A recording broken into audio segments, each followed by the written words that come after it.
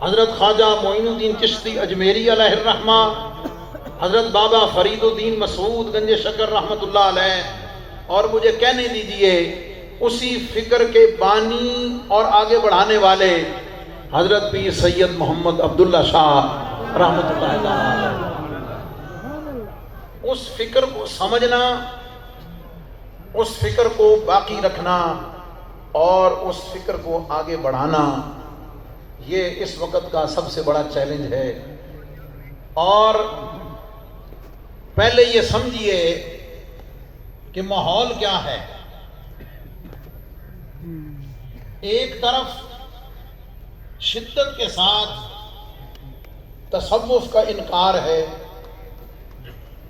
روحانیت کا، اس پورے نظام کا، اولیاء اعظام کی کرامات کا اور ان کے تصرفات کا، ان کے مستجاب الدعوات ہونے کا نظر اٹھا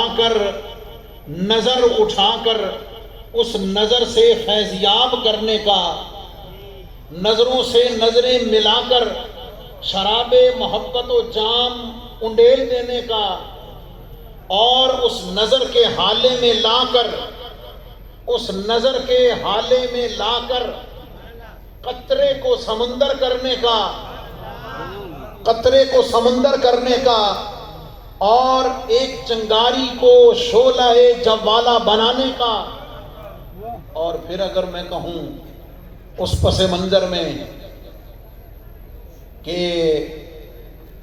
اپنے پاس تشریف لانے والے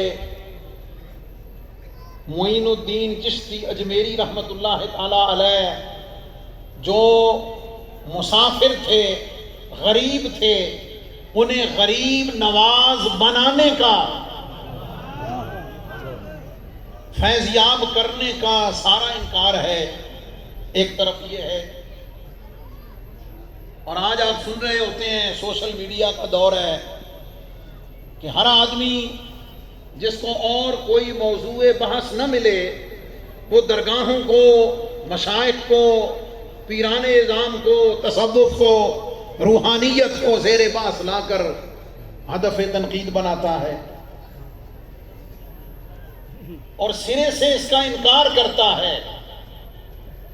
ایک طرف یہ انکار تصوف ہے، دوسری طرف تصوف کے نام پر، روحانیت کے نام پر، اس طریقت کے نام پر، پیری مریدی کے نام پر نمائش ہے، دکھلاوا ہے، کاروبار ہے، بزنس ہے، ریاکاری ہے، دھوکہ ہے، جھوٹ ہے، فراڈ ہے، جہاں کرامتیں دکھائی نہیں جاتی بلکہ گھڑی اور بنائی جاتی ہیں۔ گلی محلے میں بیٹھنے والا ایک عامل عملیات کرنے والا اپنے آپ کو اپنے وقت کا قطب اور پتہ نہیں کیا کچھ بنا کے پیش کر رہا ہے۔ اس انکار تصوف اور نمائش تصوف،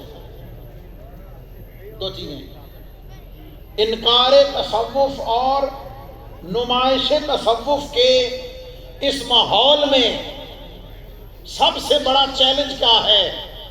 سب سے بڑا چیلنج یہ ہے کہ انکار تصوف اور نمائش تصوف کے اس ماحول میں حقیقت تصوف کو ظاہر کیا جائے۔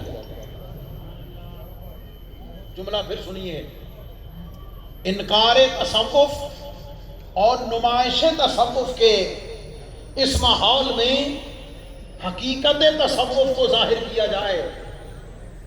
اب آئیے بتاتا ہوں حقیقت تصوف کیا ہے۔ قرآن مجید فرقان حمید متعدد مقامات پر اس کی اصلیت و حقیقت کو بتاتا ہے۔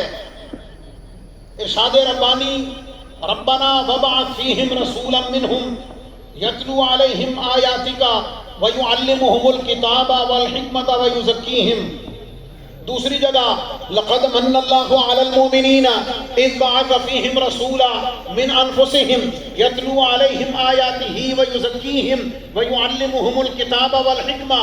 علماء تشریف فرما، اہل نظر، اہل محبت جلوہ فرما. اس کی بنیاد تین چیزیں،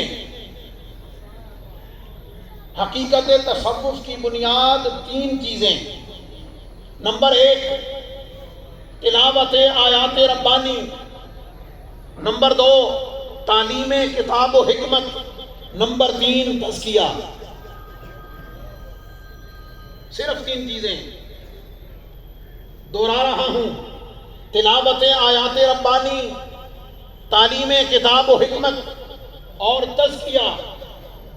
یہ تین بنیادی پلر ہیں جو قرآن کی روشنی میں اس پورے اسلام کے نظام کو ہمارے سامنے رکھتے ہیں.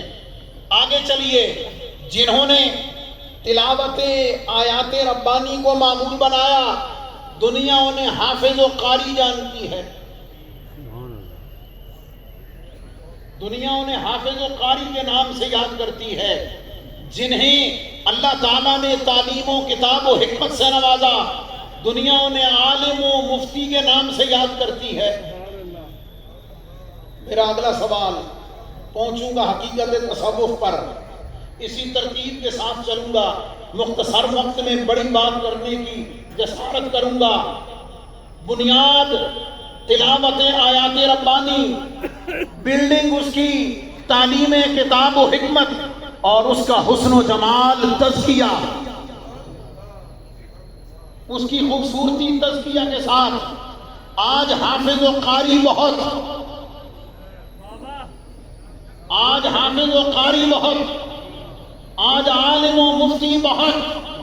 اگر حقیقت تصوف کو ظاہر کرنا ہے، اگر دنیا کو بتانا ہے تو پھر کسی اور کو نہیں، چل جنید بغدادی کی بارگاہ میں، چل حضرت خواجہ حسن بصری کی بارگاہ میں، چل حضرت بایزید بستامی کی بارگاہ میں، چل جا کے پہنچ حضور سیدنا غوث اعظم جیلانی کی بارگاہ میں، چل جا کے پہنچ حضرت امام اعظم ابو حنیفہ کی بارگاہ میں، چل جا کے پہنچ حضرت داتا گنج بخشری حجویری کی بارگاہ میں، جا کے پہنچ حضرت خواجہ معین الدین چشتی اجمیری کے قدموں میں، جا کے پہنچ حضرت نظام الدین محبوب الہی کی بارگاہ میں. اور مجھے یہ کہنے میں کوئی عار نہیں ہے، یہ علمی روحانی تصوف طریقت کا ماحول، یہ حزب الرحمان ادارہ،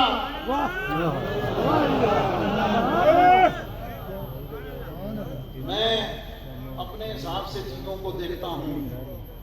1920 میں آپ ذرا حالات کو دیکھیے، خطے میں انگریز کی آمد اور تسلط کو دیکھیے، ایسٹ انڈیا کمپنی کے ان حالات میں بڑھتے ہوئے اثر و رسوخ کو دیکھیے، مسلمانوں کی حالت زار کا اس وقت کا مطالعہ کیجئے، مسلمانوں پر ہونے والے ظلم و ستم کا احوال ذرا دیکھیے. 1857 کی بار ہارنے کے بعد اس خطے میں مسلمانوں کے احوال کو دیکھیے. وہ کوئی سوچ سکتا ہے، کسی کا دماغ کام کر سکتا ہے کہ 1920 میں اس خطے میں،